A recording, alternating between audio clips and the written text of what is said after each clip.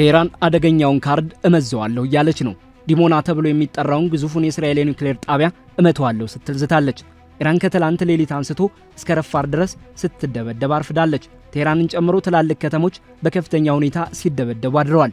የፍንዳታ ጢስ አየሩን ተቆጣጥሮታል። እስራኤል እስካሁን ድረስ 5000 ሚሳኤሎችን መተኮሷ ተረጋግጧል። የአሜሪካ እስራኤል ምት የደቆሳት ኢራን ዲሞና ተብሎ የሚጠራውን ግዙፉን የእስራኤል ኒውክሌር ማብለያ ጣቢያ እንደምትመታ በዛሬው ዕለት ዝታለች። የኢራን አብዮታዊ ዘብ ባወጣው መግለጫ ለእስራኤል አጸፋ መስጠታችንን እንቀጥላለን፣ በቀጣይ የእስራኤልን የኒውክሌር ጣቢያ እንመታለን ብሏል። ኢራን ይህንን የኒውክሌር ጣቢያ ማፈራረስ የሚችሉ ሚሳኤሎች እንዳሏትም በማከል የተወደዳቸው የቻናላችን ቤተሰቦች እስራኤል ኢራንን በከባዱ ደብድባለች። ይህን ተከትሎ ኢራን የእስራኤልን ኒውክሌር ጣቢያ እመተዋለሁ እያለች ነው። ኢራን ይህን የኒውክሌር ጣቢያ ኢላማ ካደረገች በአንጻሩ እስራኤልና አሜሪካ የኢራንን ፎርዶን የኒውክሌር ጣቢያ ሊደበድቡ እንደሚችሉ ተፈርቷል። ይህም ዓለምን ወደ ኒውክሌር ጦርነት እንዳያስገባት ያሰጋ ሆኗል። ይህን ጉዳይ በዝርዝር እንመለከተዋለን። ቪዲዮን ላይክ እና ሼር በማድረግ ጥቂት ደቂቃዎችን አብራችሁን እንድትቆዩ ግብዣችን ነው። እስራኤል ኒውክሌር ጣቢያዋ ኢላማ ውስጥ ገብቷል። የኢራን ሲጃል ሚሳኤሎች ወደ ዲሞና ማዕከል አነጣጥረዋል። ዲሞና ተብሎ የሚጠራው የእስራኤል ኒውክሌር ጣቢያ የጥቃት ስጋት አንዣቦበታል። ኢራን ይህን ጣቢያ መትቼ ጦርነቱን አሰፋዋለሁ እያለች ነው። ኢራን የእስራኤልን የኒውክሌር ተቋማት በተለይም ዲሞና የተባለውን የኔጌቭ የኒውክሌር ምርምር ማዕከልን ለማጥቃት ወታደራዊ ችሎታ እንዳላት ተናግራለች። ኢራን እንደ ሻሃብ 3 እና ሲጂል ያሉ ረጅም ርቀት የሚወነጨፉ ባላስቲክ ሚሳኤሎች አሏት። እነዚህም በአጭር ደቂቃ ውስጥ እስራኤል ሊደርሱ የሚችሉ ናቸው። ነገር ግን ይህን የኒውክሌር ጣቢያ መምታት በጣም አስቸጋሪ እንደሆነ ባለሙያዎች ያስጠነቅቃሉ። ምክንያቱም እስራኤል እንደ አይረን ዶም፣ ዴቪድስ ስሊንግ እና ሮ ያሉ የላቁ የአየር መከላከያ ስርዓቶች አሏት። እነዚህም የጥቃት ሚሳኤሎችን ለማጥፋት የተነደፉ በመሆናቸው ነው። ኢራን እንዲህ ያለ ጥቃት ብትፈጽም ከባድ ምላሽ ሊያስከትል ይችላል። ይህም ቀጠናዊ ጦርነትን ሊያስከትል የሚችል ነው። በቅርብ ጊዜያት ኢራንና እስራኤል መካከል ውጥረት እየጨመረ በመምጣቱ ኢራን የዲሞና ተቋምን ለመምታት ዛቻ አሰምታለች። በተለይም እስራኤልና አሜሪካ በኢራን ላይ መንግስታዊ ለውጥ ለማምጣት ከሞከሩ እመተዋለሁ ብላለች። ነገር ግን እስካሁን እንዲህ ያለ ቀጥተኛ ጥቃት አልተደረገም። ባለሙያዎች እንደሚሉት ኢራን የእስራኤልን የኒውክሌር ተቋም በተለይ ዲሞና የኒውክሌር ሪአክተር ብትመታ የሚፈጠሩት መዘዞች በጣም ከባድና ብዙ ገጽታዎች ያሉት ይሆናሉ። እነሱን በዋና ዋና ክፍሎች ከፍለን እንመልከት። ዲሞና የፕሉቶኒየም ማምረቻ ሪአክተር ነው እና ቀጥተኛ ጥቃት ቢደርስበት በተለይ ሪአክተሩ እየሰራ ከሆነ ራዲዮ አክቲቭ ቁሶች ወደ አየር ሊለቀቁ ይችላሉ። ይህ የቸርኖቤል ወይም ፉኩሺማ አይነት ብክለት ሊያስከትል ይችላል። ምንም እንኳን ዲሞና ትንሽና የተለየ ቢሆንም በአቅራቢያ ያሉ ከተሞች ማለትም ዲሞና ከተማ፣ ቤርሸባና የእስራኤል ደቡባዊ ክፍል ከፍተኛ ራዲዮ አክቲቭ ተጋላጭነት ሊደርስባቸው ይችላል። ይህም የአካባቢው ሰዎች ባልታወቀ በሽታና በካንሰር እንዲጠቁ ሊያደርግ ይችላል። በተጨማሪም ብክለቱ ወደ ጆርዳንና የእስራኤል ዋና ህዝብ የሚኖርበት ማዕከላዊ ክፍል ወይም ወደ ዌስት ባንክ ሊሰራጭ ይችላል። ኢራን ይህን ብታደርግ ራሷን በከፍተኛ አደጋ ውስጥ ትጥላለች። ምክንያቱም እስራኤልና አሜሪካ የተሟላ ምላሽ ይሰጣሉ። ይህም የኢራንን መንግስት ሊያፈርስ ወይም ሊያጠፋ ይችላል። በአሁኑ ጊዜ የእስራኤል ኢራን ግጭት እየቀጠለ ቢሆንም ይሄ ዲሞና ቀጥተኛ ጥቃት እስካሁን አልተከሰተም እና ኢራን ብዙውን ጊዜ ይህንን እንደ ዛቻ ብቻ ትጠቀምበታለች። የእርምጃ የክልል ወይም ዓለም አቀፍ ኒውክሌር ቀውስ ሊያስከትል የሚችል ከፍተኛ አደጋ ነው። ኢራን ዲሞናን ከመታች እና አሜሪካ ደግሞ የኢራኑን ፎርዶ እንደሚመቱ እርግጥ ይሆናል። ፎርዶ ከቴህራን በስተደቡብ በ200 ኪሎ ሜትር ርቀት ላይ ይገኛል። የተገነባውን በተራራ ተከቦ ከመሬት በታች ከ80 እስከ 90 ሜትር ጥልቀት ላይ ሲሆን ለዚህም ዋነኛ ምክንያቱ ከደህንነትና ከጥበቃ ጋር የተያዘ ነው። ኢራን ዩራኒየም 235 የተሰኘውን ለማግኘት ከምትጠቀምባቸው ቁልፍ ማበልጸጊያ ጣቢያዎች አንዱ ይሄው ነው።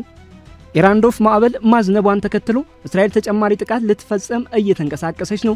ከዚህ አስቀድሞ ግን አንድ ከፍተኛ የአሜሪካ ባለስልጣን የሰጡት አስተያየት እስራኤልን አስቆጥቷል።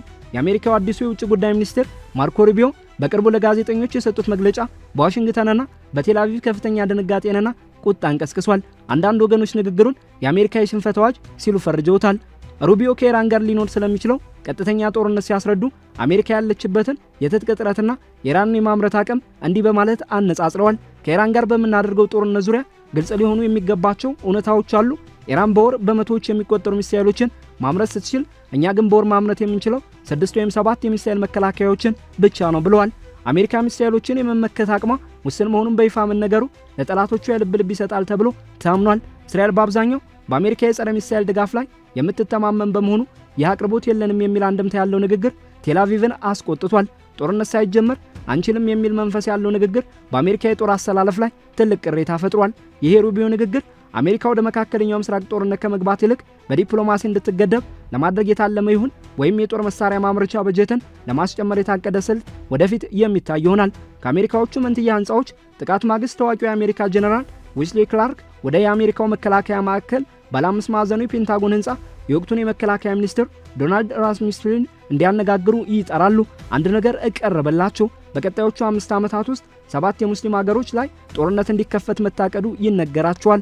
የተጠቀሱት 7 ሀገራት ደግሞ ኢራቅ፣ ሶሪያ፣ ሊባኖስ፣ ሊቢያ፣ ሶማሊያ፣ ሱዳንና ኢራን ናቸው። ከ2001 ጀምረን ብንቆጥር 25 ዓመታት እንዳለፉ እንረዳለን። የጊዜው ሰሌዳ ትክክል ባይመጣም እስካለፈው ሳምንት ድረስ ከሶማሊያ በስተቀር ሁሉም ሀገሮች የአሜሪካን በትር ቀምሰዋል።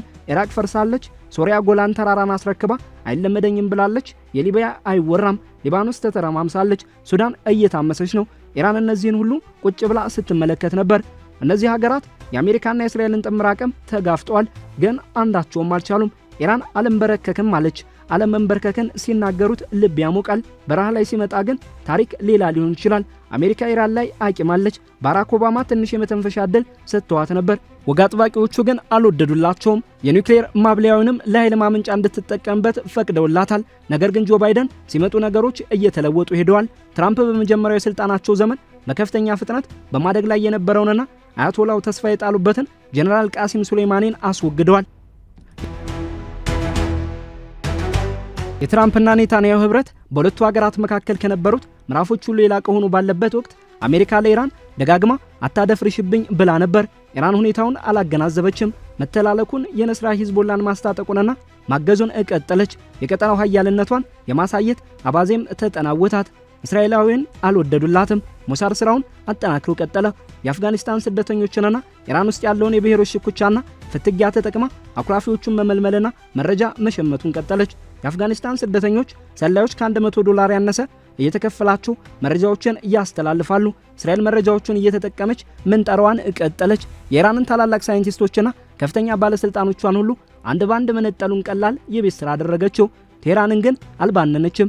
እያንዳንዱን የእስራኤል ማዕዘን የሚያዳርስ ሚሳኤል ፈበረከች። የእስራኤልን የአየር ክልል መጣስ ቻለች ተብሎ ጉር ተባለ። ይሁንና ግን አንድም የእስራኤል ባለስልጣንን መጣል አልቻለችም። በንጽጽር ኢራን ከሌሎቹ 6 ተጠቃሾቹ የሙስሊም ሀገራት የተሻለ ታሪክና ወታደራዊ አቅም አላት። ግን አሜሪካ ደግሞ የማይነጥፍ አቅምና እስራኤልን ያክል አጋዥ ይዛለች። ጀርመንን፣ ሶቪየት ህብረትን፣ ጃፓንን ያንበረከከችበት ልምድ ከ70 ዓመታት በላይ የሥርዓት ለውጥና ከ50 በላይ የመንግስት ግልበጣ ልምድ ያካበተችውን አሜሪካ ሀያላኑም አይደፍሯትም። ታይዋን የቻይና አካል ነች። አሜሪካም ታምናለች። ነገር ግን የቻይና መርከቦች ወደ ታይዋን መጠጋት አይችሉም። የአሜሪካ ጀቶች ተሸካሚ የጦር መርከቦች መንጠራራት ሲጀምሩ ቻይና ወደ ጓዳዋ ትመለሳለች። የቻይና አቅም ከኢራን ጋር አይወዳደርም። ቻይና ግን የምትጫወተው ዲፕሎማሲ የእርጋታ ፖለቲካ ነው። ትሩፋትም አላት። ኢራንስ ለምን ያክል ጊዜ መወጋት ትችላለች? ከቀጠናው ውጭ አንድም የወታደራዊ ካምፕ የሌላት ኢራን ከ700 በላይ ዓለምን ያካለለ ወታደራዊ ካምፖች ካሏት ሀገር ጋር ናይዋጣለን ማለት ምን ሊባል ይችላል? ጎበዚ ጽሑፍ ማን ነው ትክክለኛው የሚል ፍርድ ለመስጠት ያለም አይደለም። የተግባራዊ ሚሊተሪ ብቃት ዳሰሳ ነው። ጥያቄው ማን ነው አቅም ያለው ነው። የፔርሺያ ዘመን ገናናነትን እያሰቡ የአሁኗን ዓለም አቀፍ ኃያል ሀገር መሳፈጥ በእሳት መጫወት ነው። ላለፉት 25 ዓመታት ኢራን በአሜሪካ የጠላትነት ዝርዝር ውስጥ ቁጥር 1 ቦታን የያዘች ሀገር ናት። ኢራን በእነዚህ 25 ዓመታት የአሜሪካን ጠላቶች አጋዥ፣ አደራጅና አስታጣቂ ነበረች። አሜሪካ መካከለኛው ምስራቅ ላይ ያላትን ፍላጎትና ጥቅም አላወቀችውም ይሆን? ያን ጥቅሟን ለማስከበርስ የድረስ የመሄድ ቁርጠኝነቱ እንዳላት ኢራን የዘነጋችው ይመስላል። ከቅርብ ዓመታት ወዲህ እስራኤል እየተከተለች ያለችውን ስትራቴጂ ማለትም መሪዎችን እያሳደዱ ከነስረላህ እስከ ያማሱ የሃይዋ ሲንዋር ድረስ እያስወገደች የመጣችበትን አካሄድ የሚያከሽፍ የጥንቃቄ እርምጃ በመውሰድ መሪዎቿን እንኳን ማዳን አልቻለችም። በዚህ ረገድ የበላይነቱን የተቆናጠጠችው እስራኤል ናት ለዘመናት። አሁን ሚሳኤሎች መተኮስ ችላለች፣ ግን እስከ መቼ? ከሆነ ጊዜ በኋላ ቁጠባ ትጀምራለች። ከዚያ መቀነስ ውስጥ ትገባለች።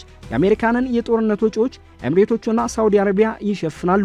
ኢራን ግን ብቻዋን ትቆማለች። ከዚህ በኋላ ወዳጆቹ ሀገራት ለኢራን መሳሪያ መሸጥና ማቀበል ቀላል አይሆንላቸውም። ጸቡ ከማን ጋር እንደሚሆን ግልጽ ነው። ሩሲያ ትራምፕን ማስቀየም አትፈልግም። የዩክሬን ጉዳይ ይይዛታል። የአውሮፓ ህብረት ከመግለጫ ያለፈ ረብ የለውም። የትራምፕ አስተዳደር ጉዳዩ አይደለም። የማን አለብኝነት ነገር ይበዛበታል። በርቀትና በቅርበት መተኮስና መዋጋት ይችላል። ኢራን ግን የሆርሙዝን ተሻግራ መዋጋት አትችልም። ሁሌ ሚሳኤሎች እየተኮስ በራስ መሬት ላይ ብቻ የምትዋጋውና የምታሸንፈው ጦርነት የለም። ለዚህ ነው የኢራን መንግስት የቤት ስራውን ሳይጨርስና ግቢውን ሳያጸዳ ጦርነት ውስጥ የገባውና እስራኤል ላይ ሚሳኤል ሲያዘንብ የነበረው